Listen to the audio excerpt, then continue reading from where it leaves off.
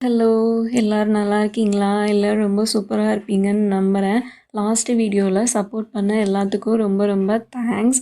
உங்களுக்கு ட்ராமாஸ்லாம் பிடிக்கும், ட்ராமா எக்ஸ்ப்ளனேஷன்லாம் கேட்கணும்னு நினச்சிங்கன்னா, கண்டிப்பா வாய்ஸ் ஆஃப் நிரா சேனலை சப்ஸ்கிரைப் பண்ணிக்கோங்க. அப்படியே உங்களுக்கு வீடியோ பிடிச்சிருந்தா ஒரு லைக் போட்டு விட்டுருங்க. ட்ராமாஸ் பற்றி ஏதாச்சும் எக்ஸ்ப்ளைன் பண்ணணும், ஏதாச்சும் கொரீஸ் சொல்லணும்னு நினச்சிங்கன்னா, கமெண்ட்ஸில் கண்டிப்பாக டைப் பண்ணி அனுப்புங்க. வாங்க இப்போ வீடியோக்குள்ளே போயிடலாம். லாஸ்ட்டாக ஹீரோயின் சரக்கை போட்டுட்டு சீனியர்கிட்ட செம்மையாக உரண்டை இழுத்துட்டு போயிருப்பாங்க. அண்டு சீனியருக்கும் குவைக்குமே ஒரு டாக் ஓடிக்கிட்டு இருக்கும். யார் யாரை லவ் பண்ணுறது அப்படின்லாம் ஒரு டாக் போயிட்டுருக்கும்ல. அதுக்கு அடுத்து என்னென்ன நடக்க போகுதுங்கிறத எபிசோட் 3க்குள்ளே போய் பார்த்துடலாம். லாஸ்ட் நைட் அடித்த சரக்கில் ஹீரோயின் செம்மையாக தூங்கிட்டு இருக்காங்க. அவங்க ரூமில் இருக்க அந்த படிப்பாளி பொண்ணு கிளாஸ்க்கு போகிறதுக்காக எழுந்து சீக்கிரமாக கிளம்பிக்கிட்டு இருக்காங்க. அப்போதைக்கு ஹீரோயினுக்கு ஒரு கால் வருது இன்டர்வியூக்கு. சரி நான் வந்து அட்டன் பண்ணுறேன் அப்படின்னு சொல்லிட்டு அவங்களே எழுந்து கிளம்ப ஆரம்பிக்கிறாங்க. அதுக்குள்ளே கிளம்புன படிப்பாளி பொண்ணு வெளியே போகிறாங்க. அங்கே சீனியர் வெயிட் பண்ணிகிட்டு இருக்கான். லாஸ்ட் நைட்டு செம்மையாக சரக்கு போட்டு ஹீரோயின் ஏதேதோ பேசியிருப்பாங்கல்ல, அதெல்லாம் அவன் மனசுக்குள்ளே ஓடிட்டே இருக்கும் போல் தூங்காமல் கொள்ளாமல் காலையிலங்காட்டி வந்து ஹீரோயினை பார்க்குறதுக்காக நிற்கிறான். ஹீரோயினை பற்றி படிப்பாளி பொண்ணுகிட்ட கேட்டால், ஓ நீ சீனியர் தானே, அவள் வந்து இப்போ தான் எழுந்து ரெடி ஆகிட்டு இருக்கா, இன்னும் கொஞ்சம் நேரத்தில் வந்துடுவா, நீயே மீட் பண்ண அப்படின்னு சொல்லிட்டு அவங்க அங்கேருந்து கிளாஸ்க்கு கிளம்பி போயிடுறாங்க. ஹீரோயினும் அவங்க ரெடி ஆகிட்டு வெளியே வந்தால் சீனியரை பார்க்குறாங்க. ஐயையோ நைட்டு செம்மையாக குடிச்சிட்டு இவன்ட்ட வேற என்னத்தை உளறி தொலைஞ்சேனோ அப்படின்னு ஒரு மாதிரி எம்பரஸாக ஃபீல் ஆகிட்டே பக்கத்தில் வந்தால் சீனியர் செம்மையாக கலாய்ச்சி தள்ளுறான். நீ அப்படி பண்ண, இப்படி பண்ண, கிஸ் பண்ண ட்ரை பண்ண, என்னை ஹக் பண்ண, அப்படி இப்படின்னு பாவனையோடு பண்ணி காமிக்கவும் ஹீரோயினுக்காக செம்மையாக கடுப்பாகுது. நம்ம இதெல்லாம் பண்ணவே இல்லை, இந்த நாய் என்னென்ன உருட்டி தள்ளிக்கிட்டு இருக்கான் அப்படின்னு சொல்லிட்டு கோபத்தில் கையை பிசைகிறாங்க. சரி இவனை போய் என்ன சொல்கிறேன். ஹீரோ கொஸ்டின் பேப்பர்லாம் சால்வ் பண்ணி கொடுத்துருப்பார்ல, அதனால் அதை பார்த்த ப்ரொஃபஸர் வந்து மீட் பண்ண சொல்லியிருக்காரு. அதனால கூவையும் அவரோட லேப்க்கு போனால் அவர் நீ தானே கூவை வா அப்படின்னு சொல்லிட்டு பேசிகிட்டு இருக்காரு. என்ன தான் கொஸ்டின் பேப்பர் சால்வ் பண்ணி கொடுத்துருந்தாலும் ஹீரோ மனசுக்குள்ளே ஒரு தாட் இருந்துக்கிட்டே தான் இருக்கும். நம்ம பண்ணுறதெல்லாம் நியாயமா, இது அடுத்தவங்களுக்கு பண்ணுற துரோகம் இல்லையா அப்படிலாம் நினச்சிட்ருக்காரு. அதை நினச்ச ப்ரொஃபஸரும் அப்படிலாம் இல்லை, எனக்கு எத்தனை பேர் தேவையோ அத்தனை பேரை நான் எடுக்க தான் போகிறேன், இந்த ரூல்ஸ் மட்டும் இல்லைன்னா டேரெக்டாக உன்னை செலக்ட் பண்ணியிருப்பேன் அப்படி இப்படின்னு செம்மையாக வம்புழுத்துவிட்டு ஹீரோ ஒரு வழியாக அவரோட டீமில் ஜாயின் பண்ணிடுறாரு. அவரோட ப்ராஜெக்டையும் கொடுத்து இதை பண்ணு அப்படின்னு சொல்லிட்டு அங்கேருந்து ஹீரோயின் காலையில் எழுந்திரிச்சு அக்கௌண்ட்ஸ் இன்டர்வியூக்கு தானே கிளம்பியிருப்பாங்க. இன்டர்வியூ நடக்கிற பிளேஸில் போய் ஒரு லேடி பாஸ் மாதிரி இருக்காங்க, அவங்கள்ட்ட பேசிகிட்டு இருக்காங்க. அவங்களும் சொல்கிறாங்க 10 பேர் ட்ரெயினியாக வந்திருக்காங்க, அதில் நீங்களும் ஒன்று அப்படின்னு சொல்லவும் சரி ஓகே நான் 2 days டைம் எடுத்துக்கிறேன், எடுத்துகிட்டு என்னோடய முடிவை சொல்கிறேன் அப்படின்னு சொல்லிவிட்டு அங்கேருந்து கிளம்பி காலேஜ் கேன்டீனுக்கு வந்து சாப்பாடு வாங்குகிறாங்க. அப்போதைக்கு இன்டர்வியூ போன விஷயத்தெல்லாம் அவங்க அம்மாட்ட சொல்லிகிட்டு இருக்கும்போது, நீ ஏமா அங்கேருந்து கஷ்டப்படுற, நீ நம்ம ஊருக்கு வந்துரு, இங்கெல்லாம் நிறைய கம்பெனிஸ் இருக்குது அப்படி இப்படின்னு பேசுவோம். அதெல்லாம் வேணாமா, நான் என்னோடய இதெல்லாம் பார்ப்பேன், நானே தான் இன்டர்வியூக்கு ட்ரை பண்ணுவேன் அப்படின்னு சொல்லி ஹீரோயின் சொல்லவும், ஆமாம் நல்லா ட்ரை பண்ணுறா அப்படின்னு சொல்லிட்டு ஹீரோயினோட அம்மாவும் செம்மையாக கலாய்ச்சி விட்டுட்ருக்காங்க. அவங்க பேசிகிட்டே ஃபுட்டை எடுத்துகிட்டு போகிறதுனால சரியாக எடுத்துகிட்டு போக முடியாமல் சிந்திக்கிட்டே போகிறாங்க. அதை பார்த்த ஹீரோவும் வேகமாக வந்து பிளேட்டை வாங்கி ஒரு டேபிள் மேலே வச்சுட்டு அவன் போயிட்டே இருக்கான் அப்படின்னு சொல்லிட்டு ஹீரோவை பார்த்துக்கிட்டே இருக்காங்க. அவரும் லஞ்செல்லாம் வாங்கிட்டு நகர்ந்து வந்தால் தண்ணி நிறைய இருக்கும் போல் அது சிந்திக்கிட்டே வருது. உடனே எடுத்து கொஞ்சம் குடிக்கிறாரு, அப்படியும் மறுபடியும் சிந்துது. இன்னும் கொஞ்சம் குடித்து சரி பண்ணிவிட்டு மறுபடியும் வந்து டேபிளுக்கு உட்காந்து சாப்பிட ஆரம்பிக்கிறாரு. அந்த சைடு ஹீரோயினோட அம்மாவாக கத்திட்டு இருக்காங்க, ஏய் நான் பேசுகிறது கேட்குதாங்க, நான் அப்புறம் பேசுகிறேன் அப்படின்னு சொல்லிட்டு ஃபோனை கட் பண்ணிவிட்டு ஹீரோவே ஒரு மாதிரி பார்த்துட்ருக்காங்க. இவங்களுக்கும் கொஞ்சம் கொஞ்சமாக ஹீரோ மேலே இன்ட்ரெஸ்ட் வருது போல். அடுத்து என்னென்ன நடக்குதுங்கிறதெல்லாம் பார்க்கலாம். படிச்சிருக்கோம், நம்மளுக்கு என்ன கஷ்டமாக இருக்க போகுது அப்படின்னு சொல்லிட்டு ஃபஸ்ட்டே ஒர்க்கில் ஜாயின் பண்ணுறாங்க ட்ரைனியாக. அந்த லேடி பாஸ் இருப்பாங்கள்ல, அவங்க தான் எல்லாருக்கும் இன்ட்ரடியூஸ் பண்ணி வைக்கிறாங்க. அவங்க ப்ளேஸில் உட்காந்து ஹீரோயினும் ஒர்க் பண்ண ஸ்டார்ட் பண்ணுறாங்க. ஒர்க்காக வந்து மலை மாதிரி குஞ்சிட்டே இருக்குது, எனக்கு இதை பண்ணி கொடு, எனக்கு அதை பண்ணி கொடு, ஜெராக்ஸ் எடுத்து கொடு, இந்த சார்ட்டை ப்ரிப்பேர் பண்ணி கொடுன்னு சொல்லிட்டு சரியான ஒர்க் வந்துக்கிட்டே இருக்குது. ஹீரோயினுக்காக சாப்பிடக்கூட நேரம் இல்லை. டேய் நான் உங்கள் கம்பெனியில் ட்ரைனியாக தான்டா வந்தேன், ஏன்டா இப்படி அடிமை மாதிரி நடத்துகிறீங்கன்ட்டு நினச்சிக்கிட்டே இருக்காங்க. வந்த ஒரு வாரத்துலேயே அவங்களுக்கு அப்படி ஆயிடுது. சரி ஒர்க்கு தான் டயர்டாக இருக்குது வீட்டுக்காச்சும் போகலான்னு சொல்லிட்டு பஸ் ஸ்டாப்க்கு வந்தா அங்கே அவ்வளோ கூட்டம் நிற்கிது. வர பஸ் எல்லாமும் செம்ம க்ரௌடாகவே வருது. ஹீரோயின் ஏற ட்ரை பண்ணால் ஹீரோயினையா தள்ளி விட்டுட்டு முந்தி அடிச்சுக்கிட்டு ஏறுறாங்க. இதெல்லாம் சரிப்பட்டு வராது அப்படின்னு சொல்லிட்டு அடுத்த ஸ்டாப் போய் ஏறலாம் அப்படின்ட்டு ஹீரோயின் போனால் அவங்க அம்மா கால் பண்ணுறாங்க. என்ன பண்ணிகிட்ருக்க, வீட்டுக்கு போகாமல் ஓவர் டைம் ஒர்க்கா அப்படின்னு சொல்லிட்டு கேட்கும்போது, இல்லைம்மா செம்ம பஸ்லாம் க்ரௌடாக வருது, அதனால அடுத்த ஸ்டாப் போய் ஏறலான்னு பார்க்குறேன் அப்படிங்கவும் ஹீரோயினோட அம்மா ஃபீல் பண்ணுறாங்க. ஏம்மா நீ இப்படி பண்ணுற, நான் ஆன்ட்டி ஜூன்னு சொன்னேன்ல, அவங்களோட வீட்டில் போய் தங்கலாம்ல அப்படின்னு சொல்லி ஹீரோயினுக்கு சஜஸ்ட் பண்ணுறாங்க. சரிம்மா நீயும் நம்பர் அனுப்பி வை, நானும் ட்ரை பண்ணி பார்க்குறேன் அப்படின்னு சொல்லிட்டு ஹீரோயின் அங்கே போகிறாங்க. லேபில் ஹீரோ எக்ஸ்பெரிமெண்ட்லாம் பண்ண வராரு. அங்கே அந்த லேடி சீனியர் உட்காந்துருக்காங்க. ஹாய் அப்படின்னு சொன்னால் கூட ஹீரோ அதெல்லாம் கண்டுக்கவே இல்லை. யாரும்மா நீங்கிற மாதிரி பார்த்துட்டு உங்கள் பேர் என்னன்னு சொல்லி கேட்குறான். என் பேர் இதுதான் அப்படின்னு சொல்லிட்டு லேடி சீனியர் சொல்லவும் சரி அப்படின்னு சொல்லிட்டு அவன் பாட்டுக்கு உட்காந்து எக்ஸ்பெரிமெண்ட்டை பண்ணிகிட்டு இருக்கான். அவன் பண்ணுற எக்ஸ்பெரிமெண்ட்டில் ஏதோ ஒரு மார்க் மட்டும் தப்பாக இருந்திருக்கும் போல் அதை உடனே சீனியர் கரெக்ட் பண்ணுறாங்க. ஓகே தேங்க்யூ அப்படின்னு சொல்லிட்டு அவன் வேலையை பார்த்துட்டு கிளம்பிடுறான். நெக்ஸ்ட்டு சீன்லேயே ஹீரோயின் மூட்டை முடிச்செல்லாம் தூக்கிட்டு ஆன்ட்டி ஜூவோட வீட்டுக்கு வந்துடுறாங்க. அங்கே வந்தால் வாசல்லையே ஒரு குளோப் மாதிரி உலக உருண்டை இருக்குது. அதை சுற்றி விட்டுட்டே வீட்டெல்லாம் பார்க்குறாங்க. வீடெல்லாம் நல்லா பிடிச்சிருந்தாலும் சிம்பிளாக இருக்குது. இது நம்ம வைப்புக்கு செட் ஆகாது, இதெல்லாம் ஏதாச்சும் ஒன்று பண்ணியே ஆகணும் அப்படின்னு சொல்லிட்டு நினச்சிக்கிட்டே ரூம்குள்ளே போயிடுறாங்க.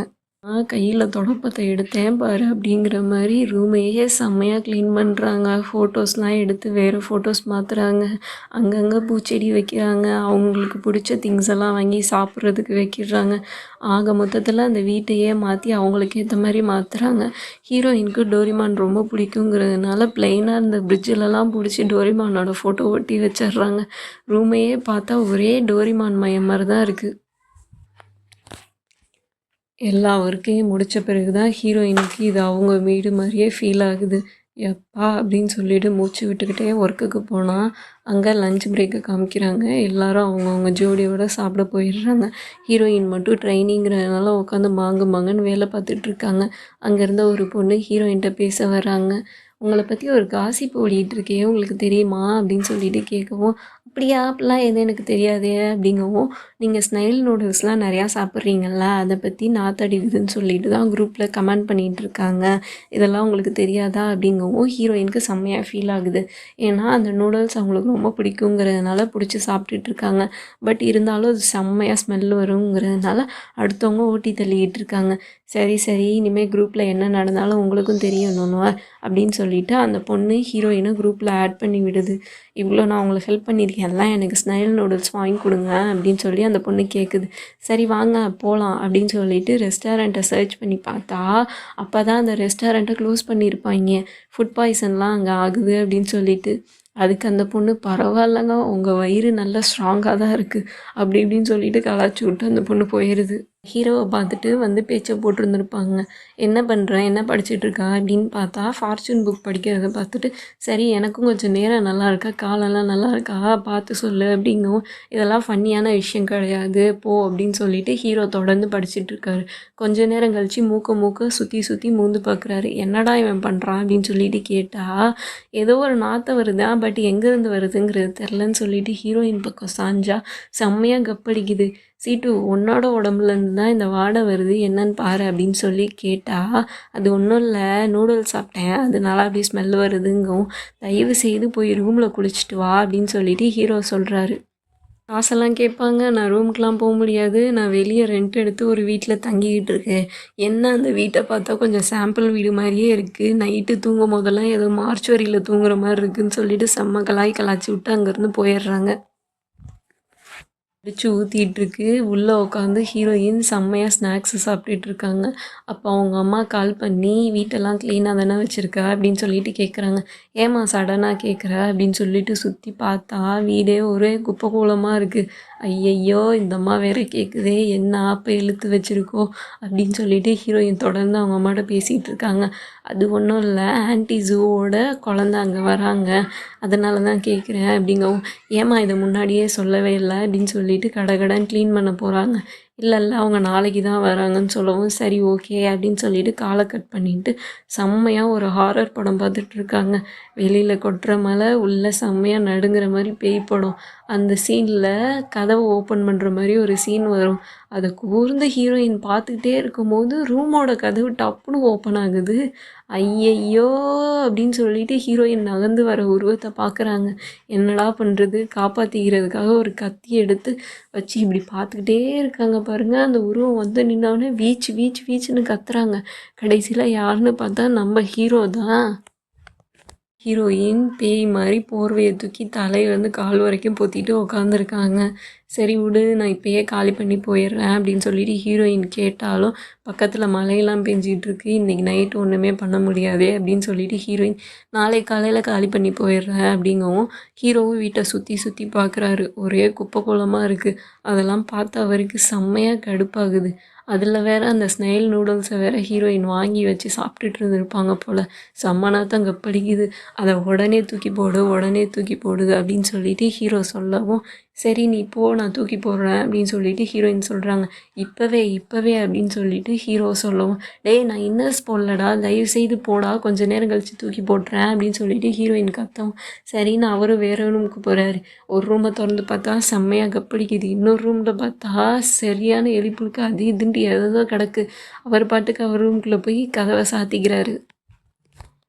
வெளியே வந்தால் ஹீரோ ஏதோ ஹாஸ்பிட்டலில் க்ளீன் பண்ண போகிற மாதிரி க்ளவுஸ்லாம் போட்டுக்கிட்டு பெரிய பெரிய குப்பை கவர்லாம் வச்சுட்டு நிற்கிறாரு. இந்தா நீயும் க்ளவுஸை போட்டுக்கோ அப்படின்னு சொல்லிட்டு கொடுக்குறாரு.